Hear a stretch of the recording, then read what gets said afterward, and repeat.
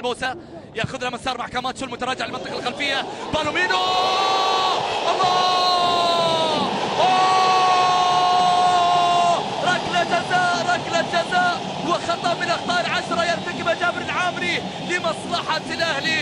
يا للكارثة يا نجران، يا للكارثة يا أبطال الوادي.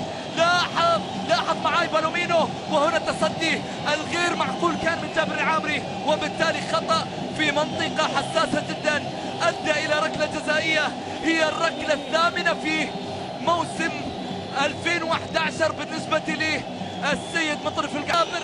هنا لقطة، هنا تنفيذ ركلة فيكتور سيمونز. جول للأهلي، جول للأسود، هدف لهذا الجمهور الذي يأتي سرا من أسرار الجاذبية. قلعة الكؤوس مدرسة تتعلم منها الدروس، وفيكتور سيمونز عندما يرتقي الفن لا مفهوم للسلطنة يتجسد لنا كيان الأهلي. لاحظ معاي فيكتور سيمونز، حب وعشق اجتمع مع هذا الجمهور، مع فيكتور اجتمع مع هذا الجمهور.